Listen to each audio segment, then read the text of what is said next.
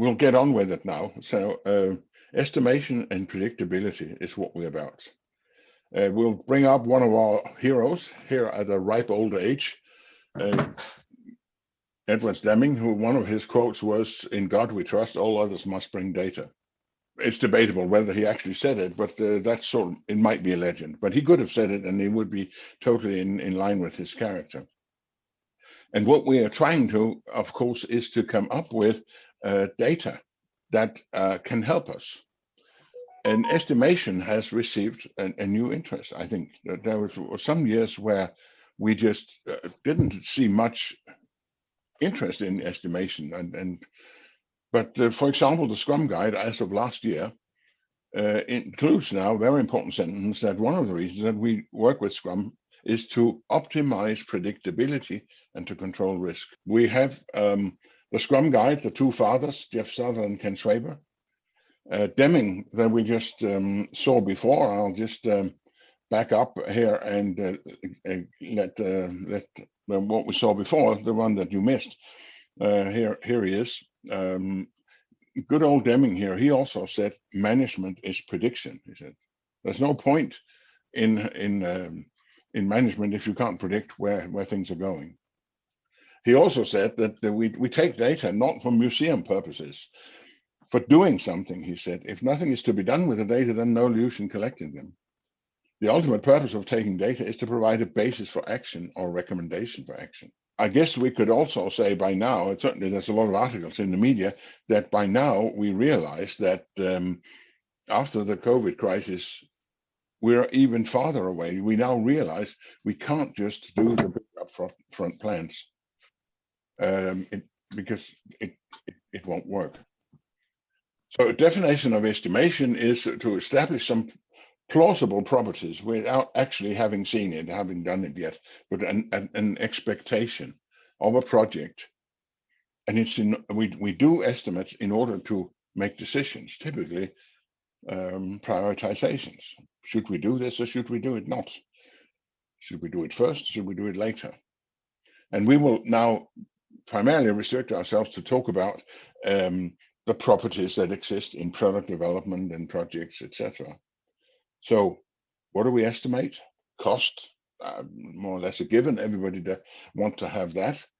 Effort, time spent, monetary costs, uncertainty, cost of ownership. That's one thing we would like to argue today. Value, everybody needs to focus more on value. As important as cost is, value is even more important. And we are going to introduce a couple of Japanese gentlemen that some of you have heard of, Professor Kano and Taguchi, and some of the principles that they built into the whole quality movement in Japan, based on Deming's work, by the way. Complexity, and then we'd also like to talk a little bit about confidence, because there's so much about teamwork in this. There's a special slide just about including uncertainty into the estimation. And this is one of our key points that we've always tried to stress in training. Also allow people to express more than one number. So for example, when we estimate the effort of a job, we ask people to please give us your best estimate, not the best case, but the best estimate, so that you expect that it's equally probable that we finish early and we finish late.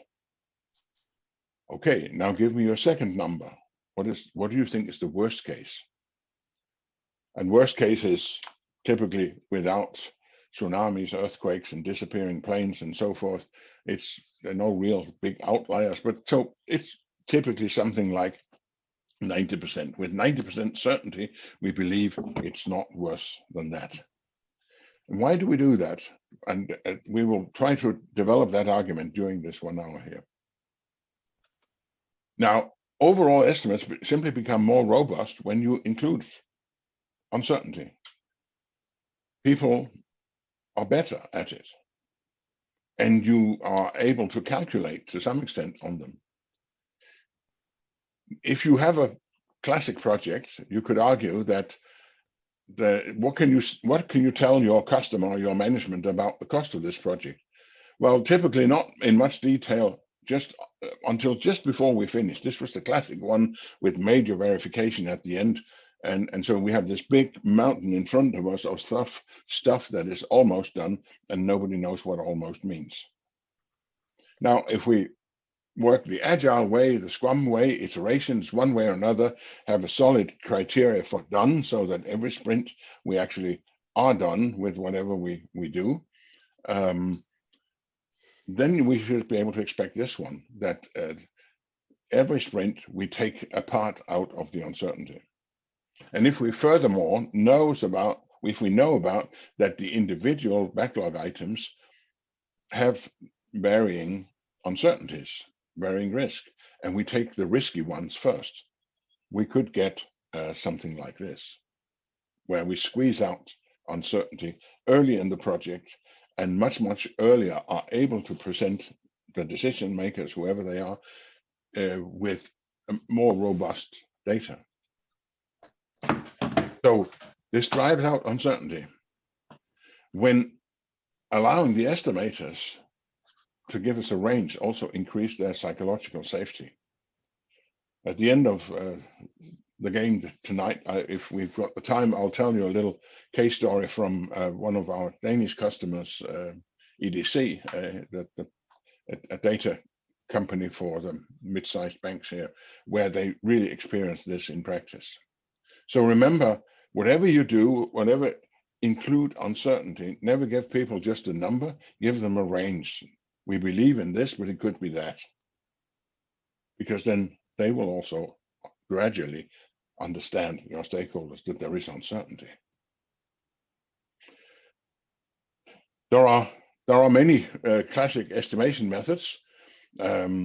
Experts, something called analogous estimation, parametric, and 3-point estimation. Some of you have taken courses in that, and they're all rather good, and they can certainly be used. Bottom-up estimation is one where you try to break everything down to the smallest possible detail, the task level, and then you sum it up. And a lot of people think that's the only way they can do it, because you can't say anything until you know everything. Well, then good luck. Then of course you really can't say anything. Most of the time, people use either the expert, the guru, or the bottom-up estimation. We propose something, and I don't think it has a real name, but we'll call it team power estimation. And it's a collection of estimation ideas that revolves around the power in the team. And planning poker, estimation poker, is the prime example of this. This is one way of using this principle. And there are some elements of analogous and parametric estimation, and it's certainly experienced and data-based. That's the whole purpose of it. It also draws on the wisdom of crowd, and you can read some more about that. And there's a lot of theory and a lot of also research that shows that when you have complexity and uncertainty, a crowd of people with diversity beat the expert.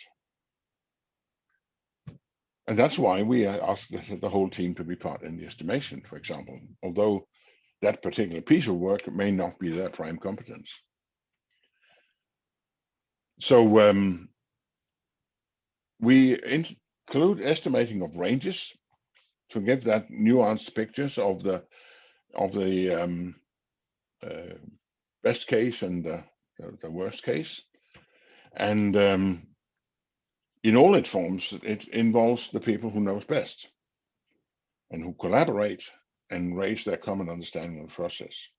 So these processes also have this in common, that they don't exist just to get the number, but they exist also to serve as a vehicle for improving our estimation, our understanding of the common problem.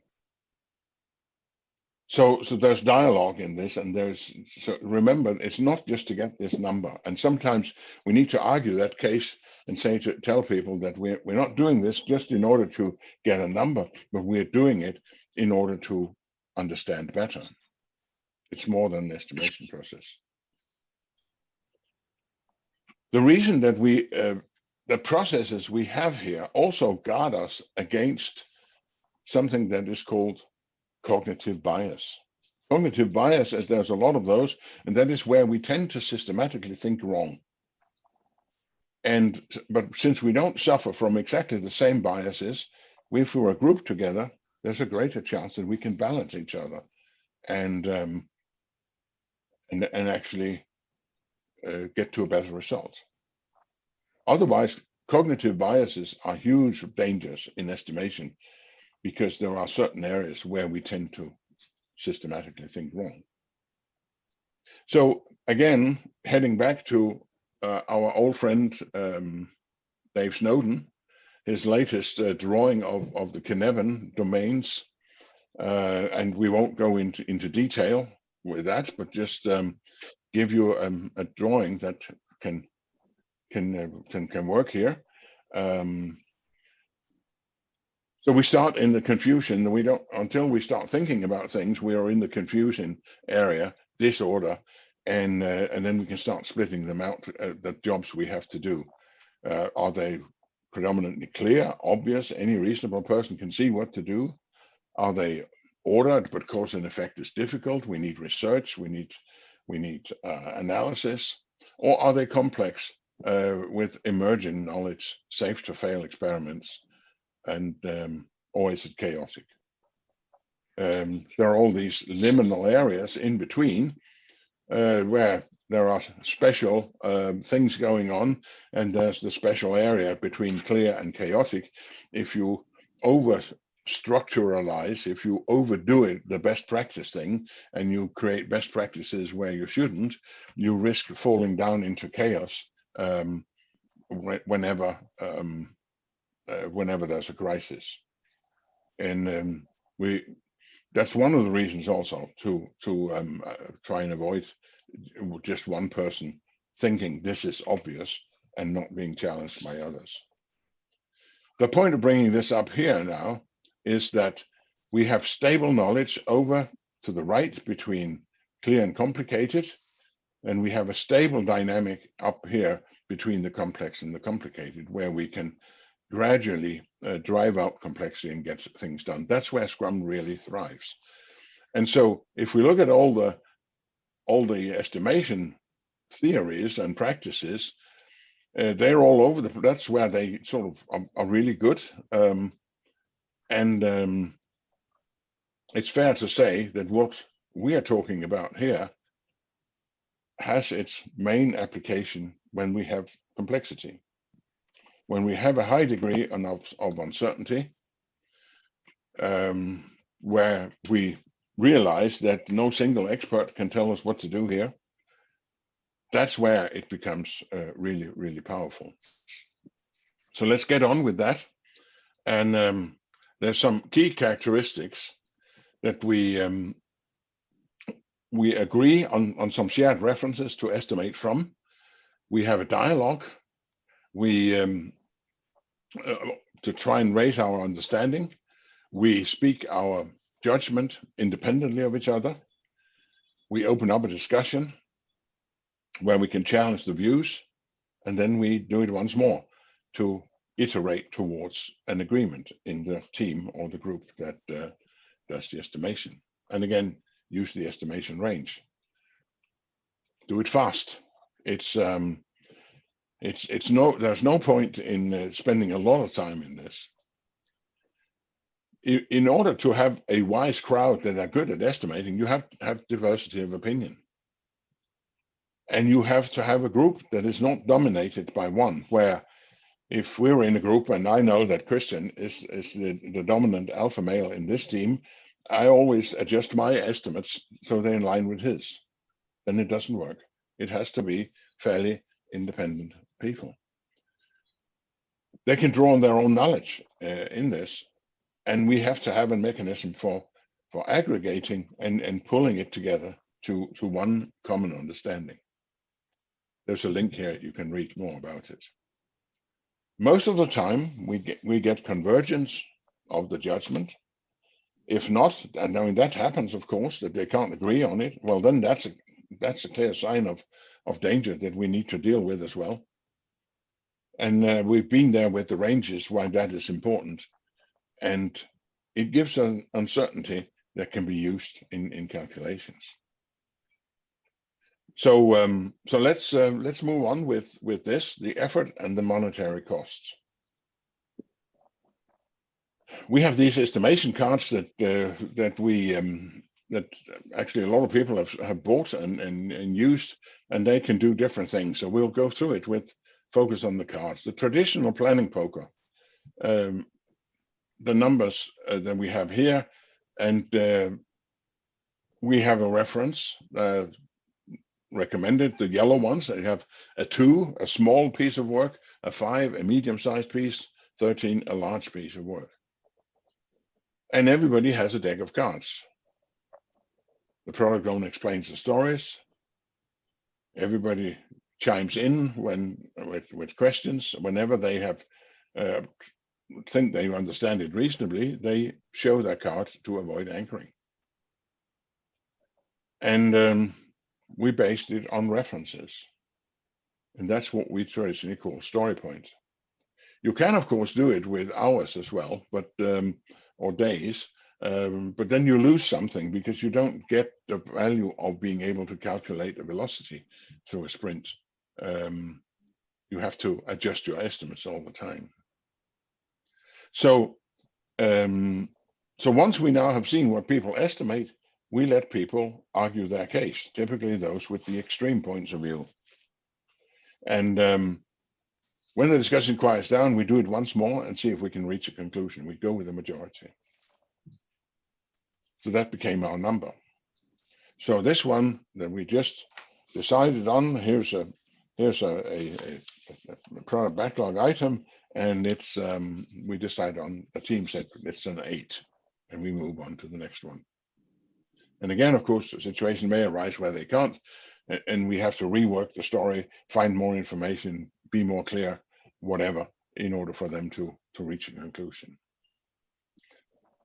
I guess a lot of you have used that. Just want to add what we typically do when we add the 50% and the 90%. We ask people to give us 2 numbers for each backlog item. This is just a photo of a flip chart we did. So here at the first backlog items, the team said, we believe it's a 5. And then they did the estimation again, and with focus on worst case, and they came up with 8. And then they should go 3, 5, 5, 13, etc., etc., etc. And we list both the 50% and the 90%. And sometimes they don't need to play the cards once again. It might be that if we're a team of 7, let's say 4 of us had said 5 and 3 of us have said 8, and we discuss, can we agree on that it's probably 5 best guess and worst case 8? And if we agree on that, that's fine. Then that's our estimate. So once we've done all this, now we want to see what's the estimate of the collection. And that's, of course, the nice thing about this, that there are statistic formula you can use. So in order to get a 50% estimate of the whole lot, you simply add up the 50%. So adding up these numbers gives 37. What if you want the 90% for the whole lot? Well, have to get a little math in here. And so what we do is that we take the difference between those two, we square them, add them up, and take the square root. That is roughly 11. So that becomes 48. And that's valid if these are independent. If they don't have common root causes, then that's a valid formula to use. So you can actually calculate on it. You can have your calculation. That's also a reason why it's easier to plan in sprint than to plan individual, because you win some, you lose some. The averaging in the sprint gives you a better starting point. So another thing, of course, is very good, that it's signaled here by the red oval, is that sometimes you come across an item that just has a very, very high uncertainty. And of course, that's useful for the product owner, because then he can start a dialogue with the team. Why is this? Maybe he can clarify it further and get it out of the door. Or maybe he have to accept there is a risk, and then he might say, all right, then let's deal with it quickly so that we know what it is, and at least it's not producing a noise in the future. There's a lot of good things about taking in this uncertainty. Here's a simple set of cards. Also, some people like to do it very quickly. If you have a project that doesn't take very long, then you just go with the t-shirt estimation: small, medium, large, extra large, and extra large, just to make it even faster. And just a variation on the same theme, really. Now, although we talk about sizes here, you probably already guessed that, of course, you can use the same techniques with value. Typically, we would say if we have to do a product backlog item, we need to have at least an idea about the value and the cost, so the product owner can prioritize. And we can use the same techniques to value estimation. Of course, we don't ask the team about it, who have to do the work. We have to ask the stakeholders, the users, the customers, and get as close to them as we possibly can. But that's kind of a new discipline that perhaps a lot of people have not really been used to doing. But that's what we are doing. In order to make projects that generate more value, you have to focus more on the value, and you have to be in dialogue to understand the stakeholders' value. So you can use the same mechanisms here. You can involve your customers in estimation poker. Or you can do other things that are perhaps simpler, other voting mechanisms. So some of those that we've used, quite frequently, we use a very simple one when we use poker chips for value estimation. So we go down to Toys R Us, or, well, they're broke now, but somewhere else where we can buy poker chips, and then we spread out the backlog items on the table, and we ask people to put their money where their mouth is, and we give them 25 poker chips each, and then they can vote for what features they think are valuable. That's a great visual way of doing it. Monopoly money is another way of doing the same thing. Dot voting, a third way. Fist of Five is, again, a variation on the same theme. And there are plenty of things to choose from here. These are just some of the most obvious and the most often used. Let's move on now. This one, maybe this is actually something you already knew and done it before, most of you. So let's move on to value estimation, the numerator of the ROI fraction. It's return on investment that really interests us. The cost we're going to cough up in order to get something compared to the value we are getting. So value estimation. We touched on it before. You can use the same, but value turns out to be slightly more tricky. So now enter our Japanese friends here, starting with Professor Kano, who was one of the marketing gurus of the 80s, 90s, and got very popular in the Lean movement. And he argued the case that a feature in the product, and he talks specifically about products that you deliver to customers, the features in the product are not understood in the same way by the customer. They react differently to different features, not just on the scale of what they like and don't like, but fundamentally different. And he drew up this drawing here, which is a bit confusing also because he changes his terminology in the course of it. But here's what we call it. There are some things that are must-have. There are some features for qualities of a product that is must-have. Otherwise, it's illegal or useless or whatever. Customers won't accept it. These are must-have features. At the other end, there are exciters. They are the features that makes the customer say, wow, can you do that as well? And it's not just because the marketing people have issued press releases and we are terribly excited to announce. That doesn't necessarily excite the customer. But are there anything that excites the customer? They are exciters. And those in the middle are satisfiers. They're the ones where we can quantify and we can talk about the more the better. For example, if it's a car you are buying, okay, the more range to the liter of petrol or diesel or electricity, measure of electricity, the better. The more space in the boot, the better. The higher top speed, the better. The whatever.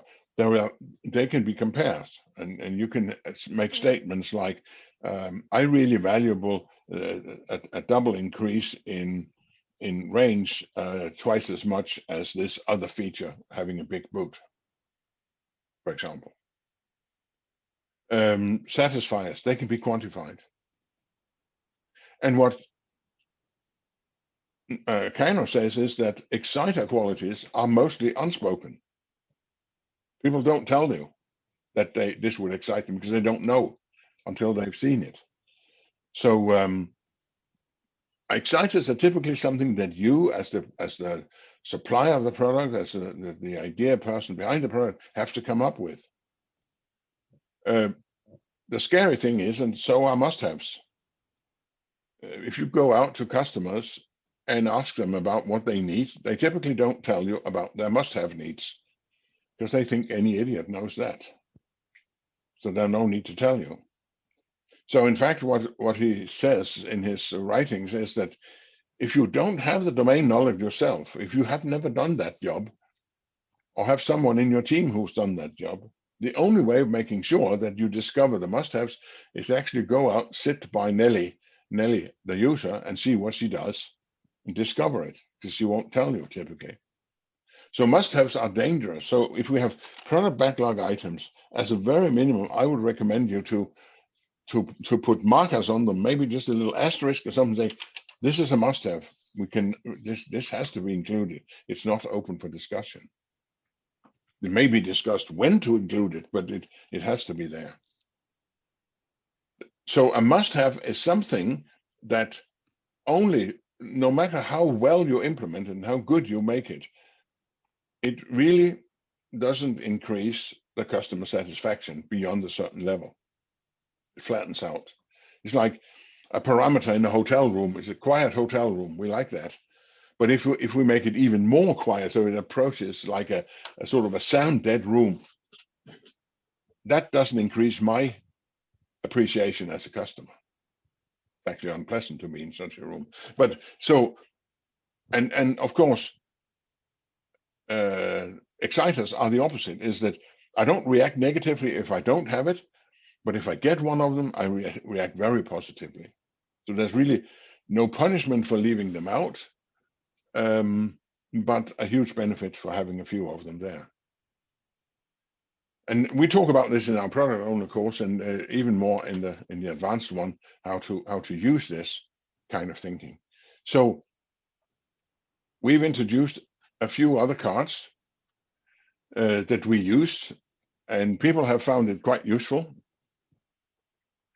Kano's original idea, which we won't talk about tonight, how to estimate this, was a bit cumbersome. So everybody thought it's a wonderful idea, but actually it's a bit too hard to do. So we made these cards. So when people get when you get a product backlog item on the table, and you talk to your stakeholders, they can throw the must-have card, the fire extinguisher. They can say it's an exciter. Or they could even say it's a reverse feature. It would irritate me terribly if we had that feature. Also, one of the parts of Kano's vocabulary. It could be a reverse feature. And of course, avoid spending time on those that irritate your customers. It could be too small. It could be too big. That means the customer too small, can't see any separate value in it. We have to move it up, aggregate some stories before we get to an epic that is sufficiently large that the customer can see a value, or maybe it could also be too big that he can't really compare it to the other things he finds valuable. It has to be decomposed. And then we use the numbers for the rest. And of course, there is the number 0, which in Kano's terminology is an indifferent feature. Who cares? Yeah, if you want to, it won't bother me, but I'm not going to use it. So again, try to avoid spending time on those, of course. So we add those up and we use that Kano estimation. And so we're going to have a break in very quickly now. Go out in the breakout rooms. We'll see if that works, because we are now going to try and do this the magic way. The magic estimation is reversing it. Magic estimation, you put the cards out on the table, and you have your backlog items, and you move them onto the cards, and to express your opinion that I think this one is an 8, this one is a 20, etc., etc. So we have at least one reference again, and the meanings of the cards are as we just talked about. And so now we'll send you over to, let me exit this one and open one of them. What you'll see in a moment is if you enter into the slides, you will have a chart like this. And this is about, the features are about the hotel experience. The hotel is in Oslo and you're on a business trip. The reference story is free breakfast. Free breakfast is a 5. And now you take all those features in your teams and try and move them onto what you think they are. They could be exciter features. They go down the right bottom. They could be reversed. They go left bottom. There could be someone who say, well, it's comparable to free breakfast, but I think it's more valuable. Happy hour in the bar, especially if there's free refill, is more valuable, or something like that. I hope you get this. We're going to take a short time looking at this and send you out in the breakout rooms and see if you can manage to do this. Does this make sense to you? To do this, we have, let's see, we have about 35 people. I will make 6 breakout rooms, and pay attention to the room that you go in, so that, because that relates to the chart you're going to use. Yeah, so you're going to use that chart, and then you're going to discuss you're going to do it quickly.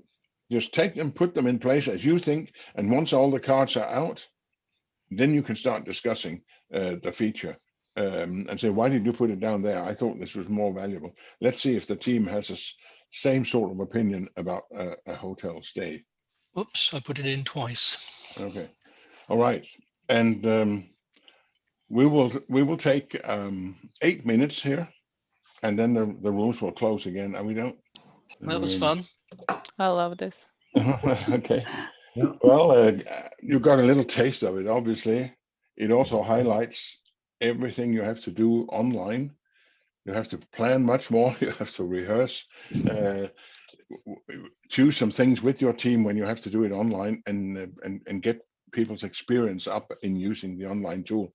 Also for estimation, absolutely for estimation, because it's so easy to just not do it if it's too difficult. But any immediate comments to sort of the magic variation of this, doing it in parallel? Anybody has a comment to that idea of magic estimation, reversing it? Doing it parallel.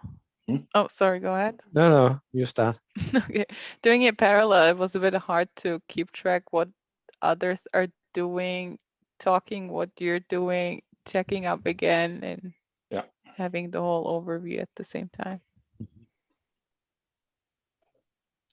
I think it's also it's a great idea, because I mean, yes, it's difficult, but I mean, people can reflect a little bit, they move around and so on, and there's a lot of discussion popping up. I think that's a good thing. If you're using this kind of remote tools, there's a danger that people sneak in and start moving around where you're not aligned. Okay, now we align, and then we don't. Yeah, it is. So, okay, well, time is ticking, and I wanted to introduce a couple of things for you that you may or may not have heard about before, but I'll share screen again this time, remember it actually. And another Japanese gentleman, this time it's Mr. Taguchi, and some of you may have heard about Taguchi's loss function. And he especially got famous within all kinds of production environment where the traditional way, the American European way, was to work with specification, a lower specification limit and upper specification limit. So so there was if it's inside the limits, it's good. So let's say that this could be a bearing in a gearbox or something, and if it's within those specifications, it's good. We're going to use it. If not, we're going to throw it away. Now the Japanese, led by Taguchi, said, no, that's not true. What it means is that there is a target in the middle where this is really, really optimal, and any deviation from it will give some pain, some loss. The customer will experience either discomfort or dislike or something. There will be a loss as soon as you move. So therefore, his mantra was reduce variation, make sure you can produce to high standards. And it's illustrated here by days from picking an orange in the Californian orange groves and getting it to the shop. Day 1, it's not really ripe yet. Day 3, acceptable. Day 5, optimal. And day 9, no, I don't want it anymore. There's a range here. And this is what you probably know most about Taguchi, if you've heard about him, is to have this loss function. And of course, the loss function is the reverse of business value. So, but in general, he has these ideas about the asymmetric loss functions, like larger the better, smaller the better, on target, etc.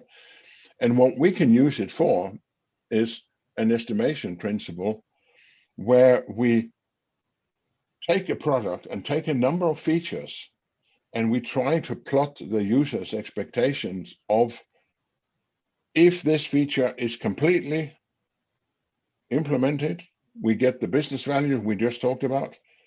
But if it's slightly poorly implemented or less than ideal, how quickly will the customer satisfaction drop off? And there will be some features that drop off very rapidly and that the customers will not like it. And there are some that are much slower moving and we probably could accept. Like if you're discussing with my wife here, who's an accountant, and she's using an accounting software, she's probably not too bothered about the look and feel of that one screen about the yearly report that she uses once a year. She doesn't need any fancy stuff there. She just needs it to be understandable. She doesn't care if it's Times Roman as a font, etc. Whereas the stuff she uses all the time better be good.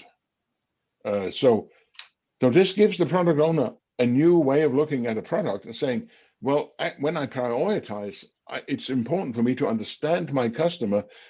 Where are the sensitivities of the customers? Where are they most sensitive? Where should I prioritize to get the most value? Since I probably cannot get everything because I don't have the time and the money. We never have time and money enough. So therefore, we have to prioritize. And it's not just a simple number. Again, it's sort of a range that we have to look at. And this is Taguchi's idea that a customer satisfaction curve will follow something like this reverse S-curve here. And there is a way of estimating it, which I won't go into detail because it's almost 8 o'clock and we promise to at least stay close on time. But you can read this when you get it. You can read more about it. And we also, of course, here's a commercial, have our wonderful advanced product owner course in August, again, where we go through these things for those who want to work more with it. But the thing is that when you want people, you do it only on the satisfiers. You start with Kano, classifying, then you look at the satisfiers, and then you ask the customer, if this feature only was implemented 80% to your expectation, what would your satisfaction be? And so maybe he says, well, then it's only going to be 50%. I'm really not happy with it. Or maybe he says, well, yeah, okay, maybe still 90%. So you define the slope of this, and therefore there's a way of getting the customer to tell you this, and you can use it as a review afterwards also, as a post-mortem on your project, perhaps on your reviews. How close did we get to the customer's expectation? And consequently, how good were we in actually reading the customer's signals? One special case of the Taguchi function is what we call a cost of delay. Cost of delay is normally drawn the other way around, that there's all of a sudden a cost, but you can see it's just a reverse curve really, that if after a certain time the cost becomes prohibitive or the loss becomes great. So like, here's a business value of a certain feature. If we don't get it out now, we'll lose the Christmas trade, and it won't be terribly interesting then. And so there's the huge immediate loss once we pass 1st of September or something like that. So again, this is another of Taguchi's ideas, is to look at the cost of delay. And this is something we very infrequently do. But there is a huge amount of money to be saved or extra value to be generated by looking at it, because the features in the product are not the same. They are not subject to the same customer expectation, neither on completion nor on time of delivery. There are some things you could quite happily delay another year, perhaps, and other things that would totally upset your customers if you did it. So what I'm trying to argue here is that especially the product owner should be more concerned about these advanced topics that we are today.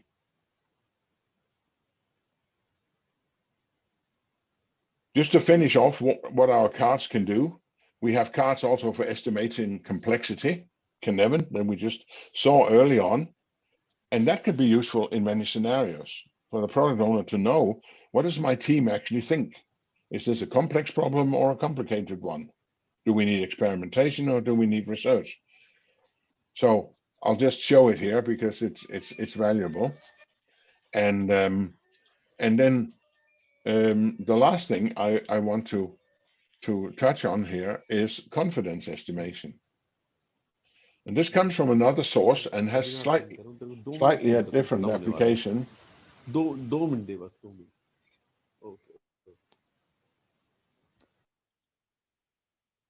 So they have slightly a different application. The idea is here, you have some cards, some percentages, and Daniel Kahneman, a Nobel Prize winner in psychology, in economics actually, but he's a psychologist, he said, when you are done with your decision making, or almost done, just before you close the meeting, now try and ask everybody, are you confident? How confident are you that we actually reached a common understanding? That could be a planning meeting or some other meeting. How confident are you that we reached a common understanding? And everybody has these cards and can pull out one. And most of the time, of course, people go, oh yeah, no problem, 99, 95. Occasionally, there is a person who says 20. This person perhaps felt overruled, didn't have enough time.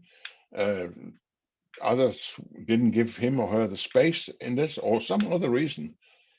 But as Kahneman points out, this is one of the few techniques that from time to time will help you catch one of those outliers that gets to be really, really big blunders down the road. So confidence check, and try and include that in a confidence check.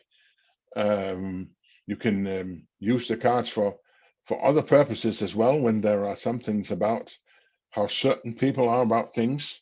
But the confidence check is actually one that there is a sort of a psychological validity to. And of course, you get the slides so you can read a bit more about it. And the very last slide, now I'm running on overtime here, but and that's with sort of paying homage to Tom Gilb in Norway.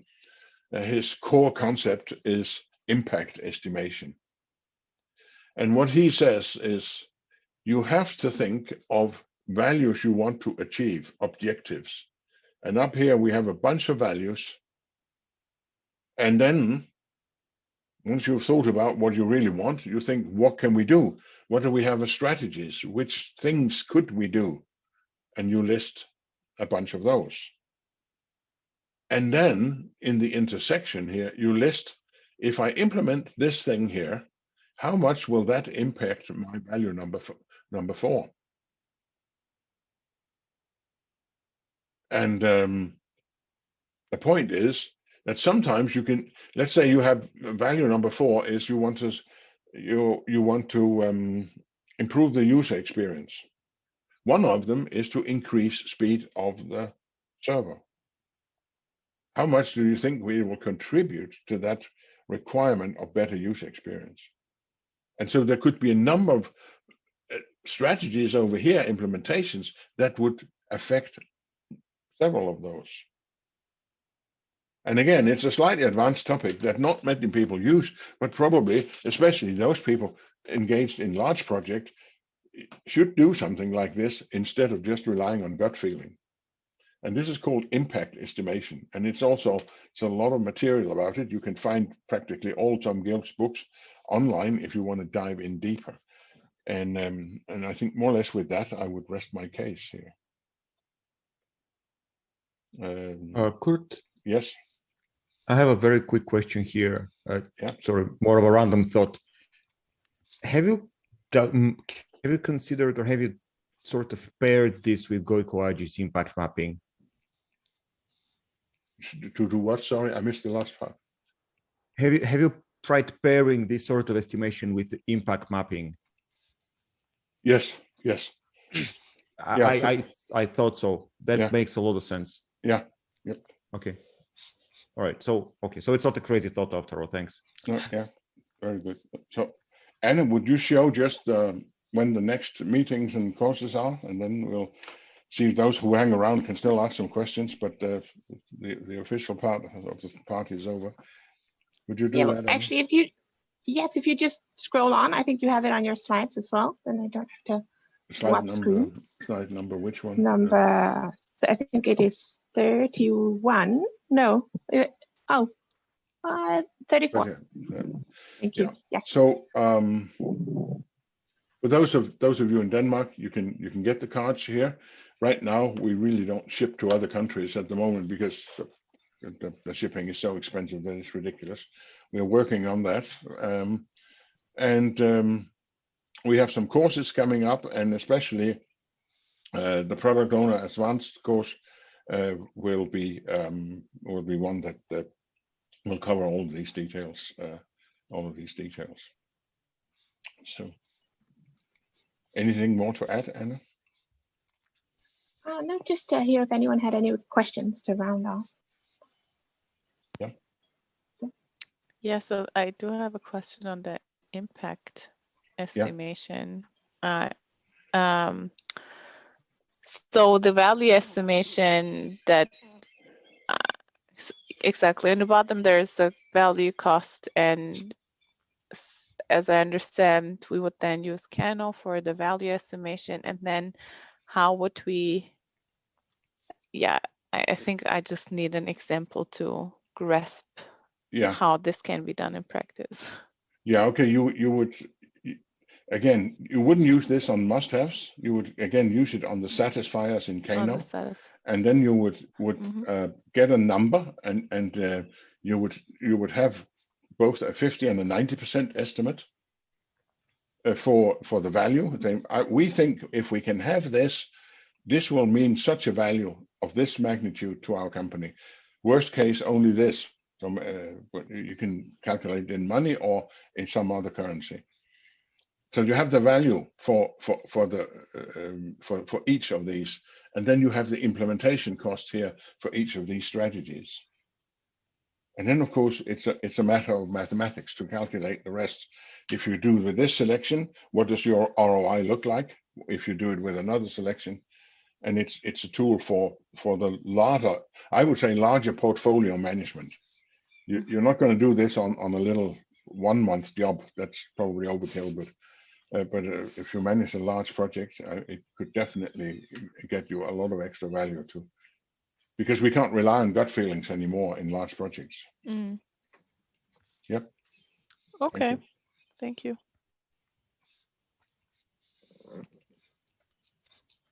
Any other comments? Anything you were missing in the?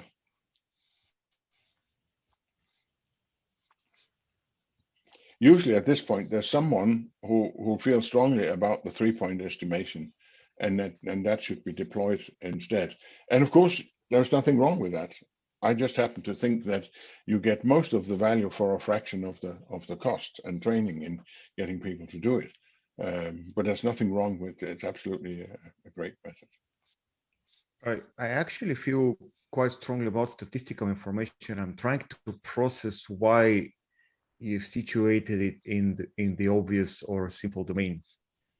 And the reason I'm thinking about it is that the whole no estimates movement is based on statistical information. In fact, one of the teams that one of the actually business units that I'm working with, we're planning to move to Kanban and no estimates based just on statistical data, including for product development, not just service.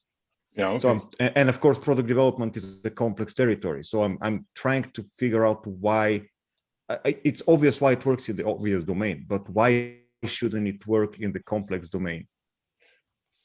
Well, I think if we can be good enough in making sure that the things we are estimating are relatively has a smaller variation. So if we reduce on sprints, the trick is always reduce the variation. There is this terminology or technique from old Deming about seeing if a row of numbers are actually in statistical control or they are part of a process with special cases. And so in the complex domain, you have to do something extra because it doesn't come natural to get a data series that can be processed with statistical methods. Most of the things, if you record it just in the complex domain, would turn out to fall outside the limits. Correct. Yeah. So that's exactly the approach that we're going to try to basically break them down to within like half an order of magnitude or something of size, and then plan statistically. All right. So. Okay, so I'm not going crazy. But we're trying to see the whole idea about this, and some of the techniques we've shown tonight is, of course, to try and see, for example, with the loss function here, can it be applied to what we're using? Because it's something that is known over in this domain. It's been known for 30 years in the production domain. Can we learn something if we adapt to the complex territory? Well, yeah, I mean, Reinerson is very vocal about it because he just looks at it from a point of view of not variability, but return, right? Yeah. Asymmetrical returns and all that. Half of his work is on optimizing U functions, U-shaped functions. So he's already done the work in the, I guess, as far back as the 80s. So certainly not unknown. Yes, right. But that doesn't mean that people use it, unfortunately. No, just because it's good sense. That's true. Yeah. So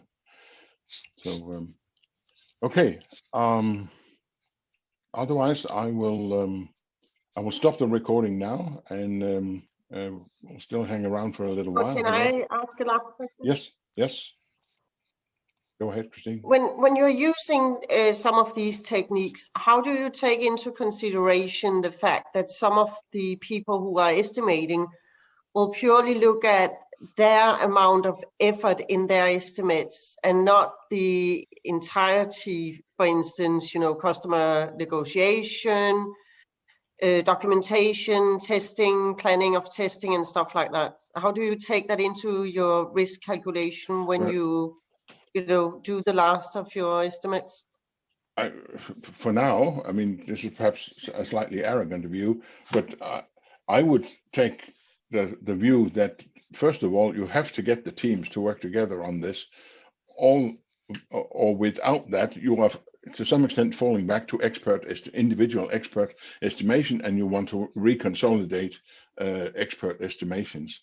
So if teams don't play by the book in the sense that they actually, and if I don't trust them for playing by the book and being engaged, and by now I think I can very easily spot that if that is the case, then of course I would fall back to where I always was before, multiplying by some number between the number E and the number pi,